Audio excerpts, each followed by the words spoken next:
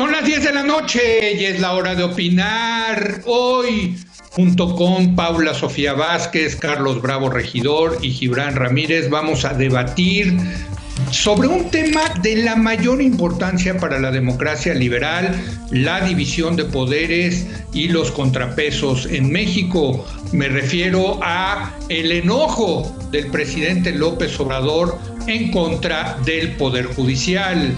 Después va a estar con nosotros Manuel Gil Antón, experto en educación. Con él vamos a examinar cuándo se podría regresar a clases presenciales en México y los efectos que ha tenido el que las clases sea de manera virtual. Y finalmente va a estar con nosotros la Wikipedia de elecciones locales en México, Alejandro Cruz. Con él vamos a empezar a analizar las elecciones de gobernador, 15 elecciones de gobernador que se van a llevar a cabo este año, el próximo 6 de junio. Así que quédese aquí en Foro TV, que ya comenzó. Hora de opinar.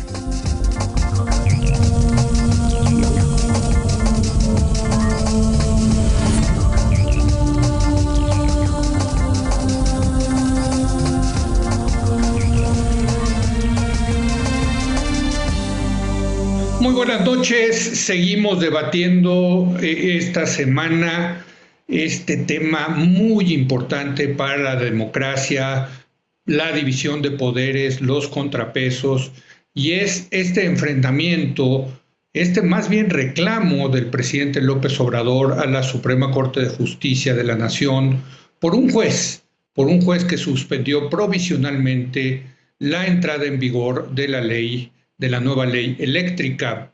El ministro presidente de la Corte, Arturo Saldívar, ya le respondió al presidente diciéndole que se turnaría al Consejo de la Judicatura la queja para ver la actuación, para que se revise la actuación del juez que suspendió provisionalmente esta ley.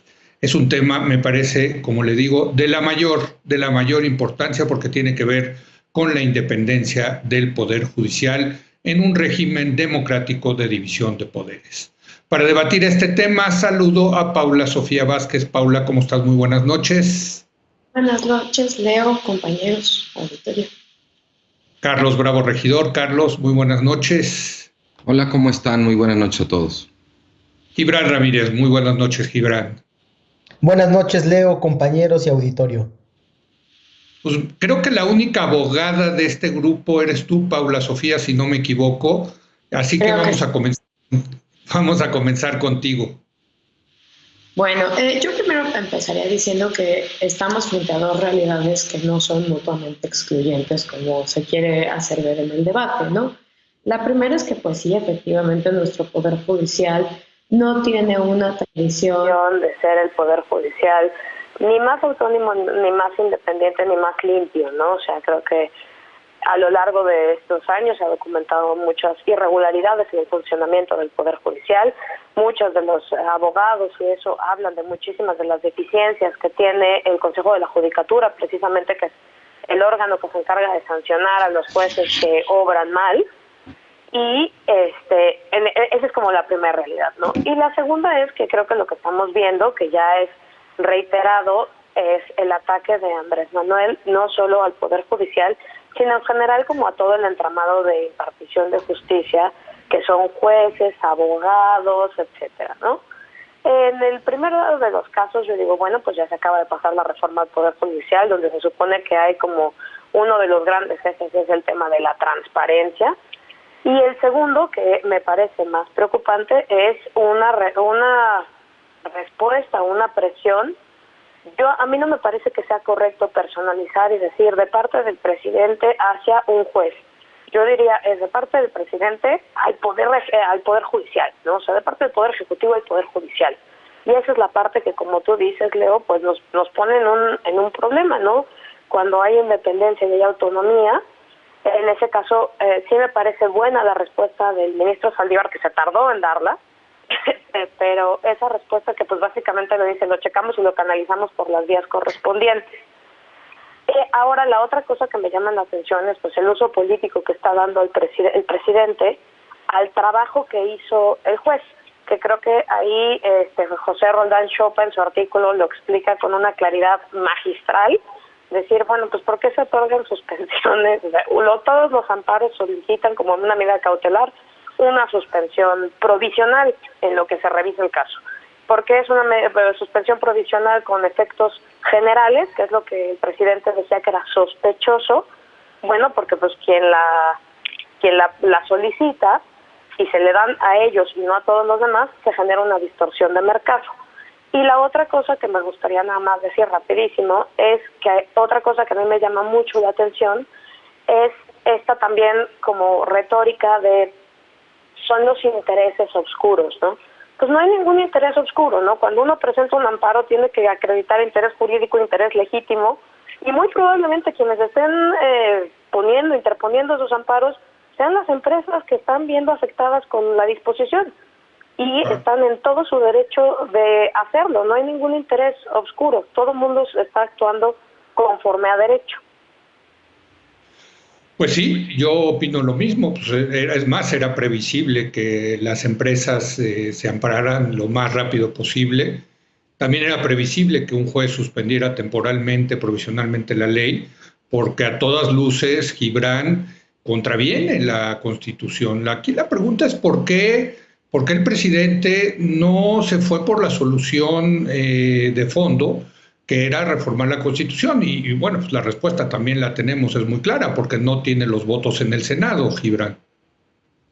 Yo creo que hay un asunto más de fondo, que es, en realidad, siempre ha habido una tensión entre las dos bases de la democracia moderna. Por un lado, que es la Constitución, que son los límites que se ponen a todo poder. Y por otra parte, el mandato de la soberanía del pueblo. La democracia es el régimen de la soberanía del pueblo. Y entonces siempre entra en contradicción hasta dónde debe llegar esta soberanía del pueblo y qué tanto puede modificar esas bases constitucionales con las cuales llega al poder. Desde luego que lo que dices es cierto, ni siquiera en la Cámara de Diputados hay en este momento una mayoría constitucional. La ha habido también en el Senado, pero en otros asuntos. Creo que se ha visto, por ejemplo, en la reforma al Poder Judicial, que no es imposible que Morena saque estas mayorías constitucionales, que los números no son tan claros en efecto, y que lo que hay de fondo sí es una disputa que aparece en todo movimiento reformista. En ese sentido, el Poder Judicial es, por vocación, un guardián del status quo, porque en todo proceso reformista se reclamará que hay derechos adquiridos que son afectados. Y esto es cierto, es por otra parte lo que se ha denunciado desde la izquierda durante todo el proceso reformista neoliberal, que se contravenían los intereses constitucionales de poner primero el interés nacional y sobre todo en materia de energéticos. Así que yo creo que de fondo va a ser un debate muy importante. Ahora, lo que se cuestiona en este caso es la transparencia con la que en el Poder Judicial se toman las determinaciones. Y creo que aquí hay que apuntar dos cosas. Es cierto que tenemos una inercia ya de mucho tiempo de falta de transparencia, de corrupción, de nepotismo y de arbitrariedad en el Poder Judicial. Y tampoco se ha corregido en este sexenio, al contrario. Estas fallas del diseño institucional en el Poder Judicial se profundizaron y se garantizaron con la última reforma al Poder Judicial, que mantuvo ese problema de origen de que los que son evaluados por el Consejo de la Judicatura Federal son presididos por el mismo que preside el Consejo de la Judicatura, que es el presidente de la Corte. En ese sentido, yo creo que hay que poner al día con la democracia mexicana al Poder Judicial, que ya se perdió una oportunidad. Ojo, desde Morena mismo no se tomó en cuenta que existía la capacidad de modificar este estado de las cosas y que el actual estado del Poder Judicial, que es cuasi monárquico, que es el único poder que no responde a controles democráticos, depende también de que se le ha respetado en ello. Así que sí, es una querella política. Tiene como base una falla de diseño institucional y un proceso reformista detrás, pero no se ha hecho nada por resolver ese que es el problema de fondo. Una falla entonces estructural de diseño. ¿Cómo lo ves tú, Carlos? Pues mira, Leo, yo lo veo al revés. Yo creo que esto es una muestra del funcionamiento perfectamente predecible y normal de la separación de poderes y del ejercicio de la función judicial. Como decías tú al principio, estaba muy cantado que en cuanto se aprobara esta reforma iba a haber una luz o un tsunami de amparos. Y bueno, pues es lo que estamos viendo. La verdad es que no cabe llamarse a sorpresa. Y tampoco, la verdad, cabe llamarse a sorpresa un poco respecto a la actitud del presidente. Porque, bueno, pues sí, no es la primera vez ni será la última en la que el presidente pues decide que no le importa la distinción entre un contrapeso constitucional y una oposición política, ¿no? El presidente, cualquier interés o cualquier fuerza, cualquier actor que se resista a su voluntad o que le diga que no, inmediatamente adquiere, digamos, la fisonomía de ser su opositor o su adversario, ¿no? Aunque en este caso el juez, pues lo único que está haciendo es su trabajo. De todas maneras, pues sabemos que al presidente no le gusta o no es particularmente, digamos, virtuoso para procesar el desacuerdo, pero para mí no hay ninguna sorpresa ni ningún defecto de diseño institucional. Estamos viendo la separación de poderes, pues actuar efectivamente. Es interesante, por ejemplo, y a mí sí me gustaría detenerme un poco más en esto, que el presidente reclame, por un lado, que la suspensión se dio muy rápido y por el otro, que la suspensión se da con efectos generales. Parece que al presidente se le pasó de noche la reforma a la ley de amparo, en cierto sentido, porque como si todavía tuviera la expectativa de la fórmula Otero de que el efecto fuera solamente para los quejosos, ¿no? Pues sí. No, ya la ley de amparo ya dice muy claramente que el amparo, digamos, se otorga a los quejosos, pero si hay, en cierto sentido, alguna suerte como de interés social o de bien público mayor que tutelar, pues se otorgan los efectos generales para impedir afectaciones a derechos de terceros, aunque no estén quejándose, porque puede ser una afectación legítima a sus derechos, aunque ellos no hayan interpuesto un amparo. Y la velocidad, digamos, en la cual el juez otorga esta suspensión, pues tampoco tiene nada de irregular. De hecho, al contrario, es un digamos, un principio de la justicia expedita, que ante la posibilidad de que un acto de autoridad, en este caso la reforma a la ley de la industria eléctrica, pueda afectar derechos, pues si hay un quejoso, es el papel de los jueces suspender la acción en lo que se entra a resolver el fondo del asunto. Es decir, el juez no necesita tener la certeza ni de que los intereses del quejoso, ni de que los intereses de terceros están siendo efectivamente afectados para poder otorgar esa suspensión. Esa suspensión se otorga lo más rápido posible y con los efectos generales del caso, precisamente para proteger los derechos que podrían estarse viendo afectados en lo que se resuelve el fondo del asunto. A mí lo que me parece muy claro es que no estamos, en definitiva, ante una batalla judicial, sino ante una batalla política revestida de judicial, a través de la cual el presidente está tratando de intervenir de manera indebida en la actuación, no solo del juez que lo otorgó, sino de todos los demás jueces a los que les van a ir llegando amparos, pues para ponerlos en antecedentes de lo que el presidente es capaz de hacer si no le dan la razón, ¿no? A ver, Gibran, tú querías decir algo. Sí, yo digo que son las dos cosas.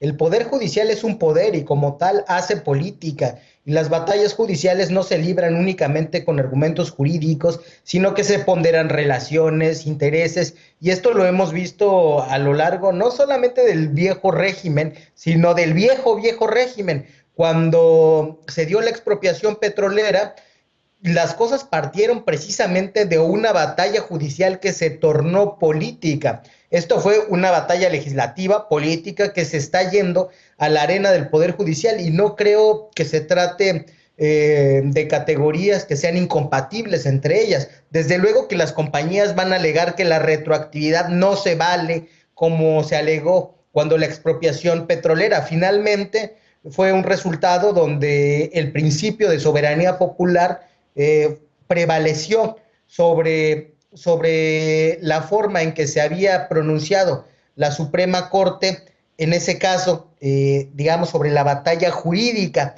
Y se dirá también que nuestro país tiene el derecho de cambiar la forma en que se relaciona con esos intereses privados, siempre y cuando ponga en primer lugar el interés nacional y la soberanía nacional. Es decir, es una batalla jurídica que es intrínsecamente política, es por la definición de los intereses mismos de la nación y su relación con los intereses privados.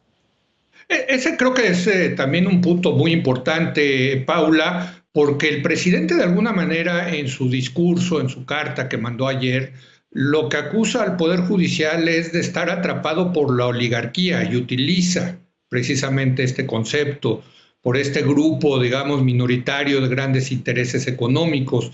Y parecería que entonces nos invita el presidente a una batalla por recuperar el Poder Judicial para los intereses de la nación, pero aquí es donde yo me atoro porque realmente siempre me atoro cuando empezamos a hablar del interés nacional. En una época de globalización y tan compleja como esta, realmente cada quien creo que tiene su definición de interés nacional. Paula. Pues no solo, Leo, pero a mí qué bueno que llegamos al tema de interés nacional, porque en una democracia constitucional como la que se supone que estamos, el interés nacional está contenido en la Constitución. Los bienes constitucionales... Ese es el interés nacional. Los bienes constitucionales son donde está contenido el interés nacional. Uh-huh. Y esto lo que llama la atención es que están haciendo una narrativa de decir el interés nacional que está más allá de la Constitución y que va en contra de la Constitución incluso. Ahí vale mucho la pena hablar de el amparo, porque no es nada más el derecho de las personas o de las personas físicas o morales que se hayan amparado. También se ponderó interés general, que sí es un criterio jurídico, no interés nacional, interés general, y se tomó en cuenta si esta medida afectaba a los consumidores, si los efectos de la reforma eléctrica iban a afectar a los consumidores, si iban a afectar el medio ambiente, el tema del combustible, etcétera, les llamó la atención. Esas son las cosas y si uno se regresa como a qué dice el texto constitucional, y hablamos así de principios básicos de derecho, como el derecho al medio ambiente, el derecho a la competencia y a la libre concurrencia, ni modo, están ahí metidos en el texto constitucional. Si tú quieres que una empresa sea monopólica por beneficios directos al Estado, etcétera, sí tienes que pasar por cambiar la Constitución. Y entonces ya hablamos de lo que dice Gibran, estamos hablando de reformas, no sé qué, pero que sí tienen que pasar, por lo menos en democracias constitucionales en las que vivimos, por reformar primero la Constitución. Ahí sí, espero que se den cuenta, pero o la transformación o es jurídica o no va a ser, porque se va a quedar detenida para siempre en miles de tribunales, en miles de temas distintos. Sí, yo ahí lo que veo, Carlos, ahorita si quieres, Gibran, entras, pero yo ahí lo que veo es un intento del presidente de pasar por la puerta trasera la reforma eléctrica, en lugar de cambiar la Constitución, porque no tiene los votos para lograr la mayoría calificada en el Congreso, lo que hace es lo mete en una ley secundaria y presiona a la Corte, porque la Corte necesita 4 ministros. Con que tenga 4 ministros, esos 4 ministros pueden hacer que esa ley, que a todas luces es inconstitucional, se convierta en constitucional. Entonces, si es un malabarismo, es una táctica política que mete por la puerta de atrás, me parece, esta reforma de la mayor trascendencia. Lo que procedía, Carlos, insisto, era reformar la Constitución. A ver, claramente, ¿no? O sea, creo que no hay disputa de que lo que mejor hubiera convenido al interés del presidente hubiera sido reformar la Constitución, pero no pudo hacerlo, entonces, bueno, se opta por esta reforma a la ley. Ahora, me parece muy importante lo que dice Paula, porque creo que aquí sí hay una disputa en cuanto a quién representa los intereses de la nación. El presidente se está arrogando, digamos, esa representación, Y bueno, pues sí, hay una tremenda escuela de pensamiento que dice que no, que el verdadero interés, el único interés nacional propiamente dicho es el que está plasmado en la Constitución. Ahora, yo creo que la disputa por la definición... ¿Tú qué opinas? ¿Tú qué opinas? A ver, ahí voy. Yo creo que la definición del interés nacional está mediada. Yo creo que es uno de esos conceptos en democracia que siempre están en disputa, que ningún actor puede simplemente decir, yo soy la encarnación de esto hoy y para siempre, porque pues vivimos en una sociedad plural y hay distintas interpretaciones. A mí me parece sensata la idea de que la disputa por la definición del interés nacional está mediada por la Constitución y el árbitro de esa disputa es el Poder Judicial. Digamos, aquí lo que tenemos es un reglamento que sería la Constitución y un árbitro al que le toca interpretar los hechos e ir aplicando el reglamento conforme haga falta, ¿no? Y en ese caso, creo, si el Poder Judicial le reconocemos ese papel de árbitro al que le toca ponderar los hechos e interpretar las leyes y adjudicar entonces la disputa, pues el problema es precisamente, de alguna manera, digamos, tratar de interpretar esto de una manera desinstitucionalizante. Es decir, si la Constitución es el reglamento y el Poder Judicial es el árbitro, pues entonces la disputa no tendría por qué ser con el Poder Judicial. La disputa aquí es entre el presidente y su gobierno y su coalición en el Congreso y los intereses que se están viendo afectados por la reforma a la ley de la industria eléctrica. El Poder Judicial no es parte de esta disputa. El Poder Judicial es el árbitro que va a ir resolviendo en distintas instancias. Ahorita estamos a nivel de un juez de distrito. No tengo la menor duda de que tarde o temprano tendrá que ser pues el Pleno de la Suprema Corte el que decida. El problema, me parece aquí, de planteamiento está en asumir que esta es una disputa entre el presidente y el Poder Judicial. Es perfectamente factible interpretar que el presidente está de alguna manera amenazando con convertir la disputa en eso. Pero en principio, los hechos no apuntan en esa dirección, Leo. El juez simplemente está haciendo su trabajo de árbitro y el presidente le está echando bronca al árbitro porque no le gusta cómo está aplicando el reglamento.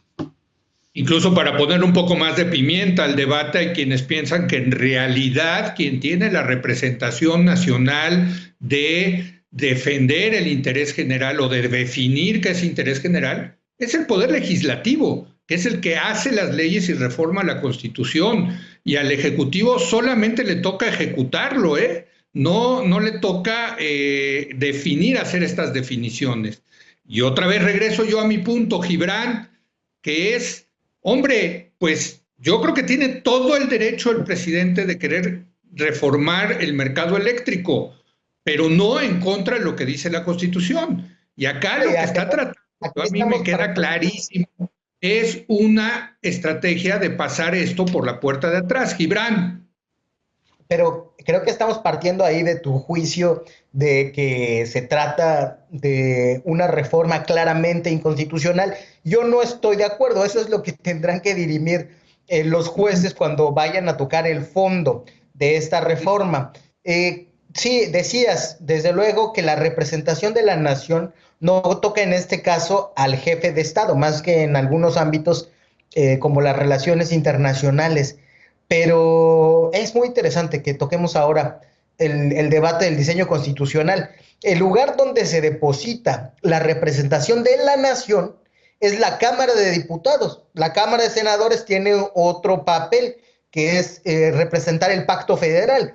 Y si nos vamos a eso, el interés de la nación legítimamente representado en la Cámara de Diputados ha votado a favor esta reforma eléctrica, esta reforma al mercado energético.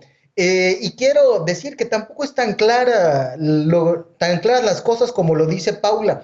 No es que haya un ruido en uno y en otro ámbito que genere la sospecha al juez o de que se alteran cosas que se consideran de interés general en la Constitución.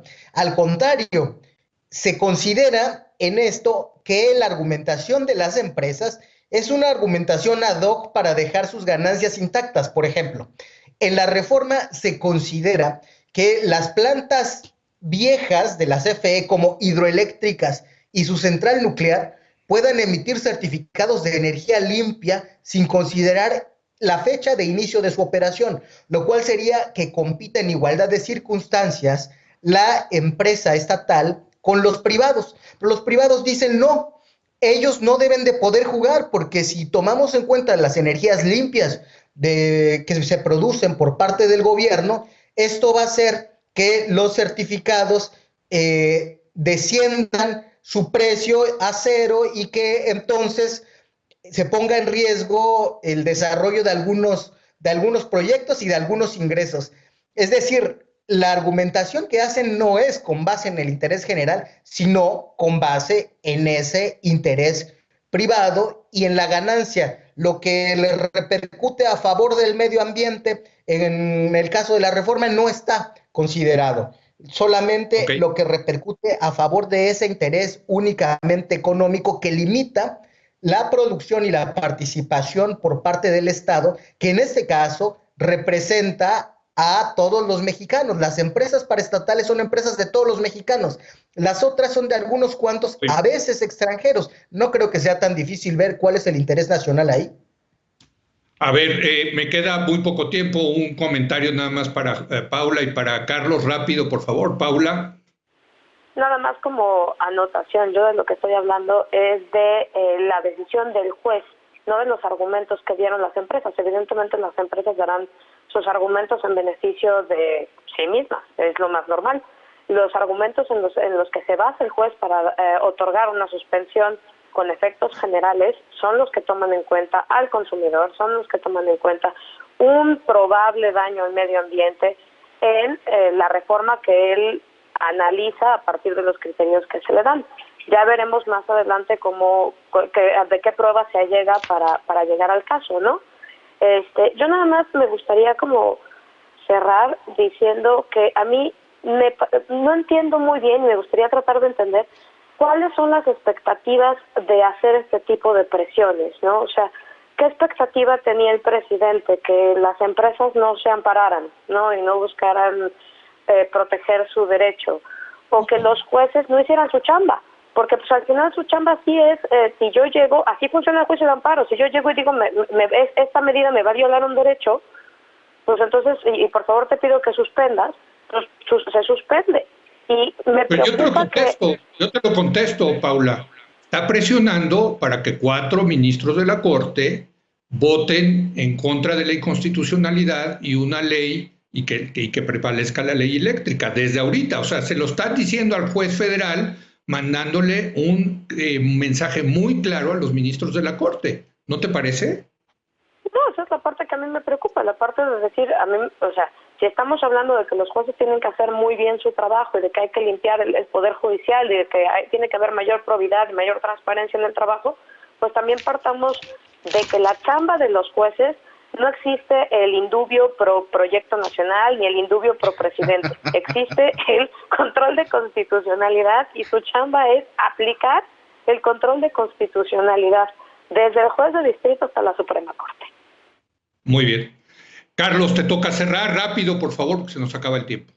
Sí, Leo, yo creo que lo que está en disputa en este caso no es el interés nacional. O sea, claramente hay muchos intereses nacionales que en muchos casos pueden contradecirse. Aquí ya lo mencionaba Paula. Tenemos un interés nacional, por ejemplo, de los consumidores, de pagar el menor precio posible por la energía. Podemos tener un interés de la sociedad de tratar de proteger el medio ambiente y tratar de disminuir el uso de energías contaminantes, como el combustóleo.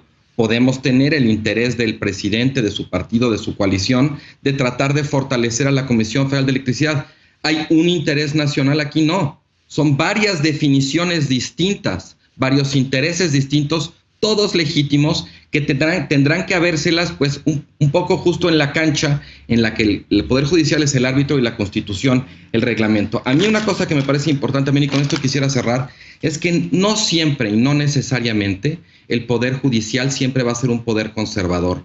Y paradójicamente, si hay un ministro que lo ha demostrado a lo largo de su trayectoria, haciendo reinterpretaciones novedosas de la ley, precisamente para ampliar la protección de los derechos y para hacer mucho más efectivo el control constitucional del poder, es el ministro Saldívar.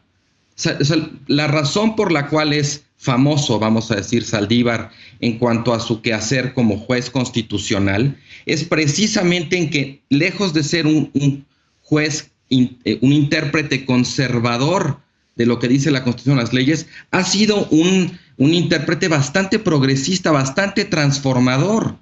Entonces, pues no aplica el caso de que el Poder Judicial siempre va a ser conservador. Creo que la diferencia es que es conservador o es progresista, no respecto a los intereses del gobierno en turno, sino respecto a la protección de los derechos de los ciudadanos. Y las interpretaciones judiciales, entre más pro persona, entre más amplíen la posibilidad de que los ciudadanos ejerzan y protejan sus derechos, más progresista. Pues sí, digo, nada más por dar un ejemplo, hoy se está legalizando y regularizando el uso de cannabis recreativa por una resolución de la Suprema Corte de Justicia de la Nación, hay que decirlo, ¿no? Fueron los ministros los que empujaron, digamos, esa agenda progresista, ¿no? Oigan, pero ya se nos acabó el tiempo, muy interesante, desde luego seguiremos en el tema, porque es un tema que toca diferentes ángulos, pero por lo pronto les agradezco a Paula Sofía, a Gibran y a Carlos su participación del día de hoy. Muy buenas noches. Buenas noches, gracias. Leo. Gracias, y vamos a hacer una breve pausa. Viene Manuel Gilantón, él es experto en educación. Vamos a tratar de entender con él qué ha pasado este año en que llevan confinados los niños, los jóvenes. ¿Cuándo se podría pensar en tener un regreso a clases? Regresamos en un momento más.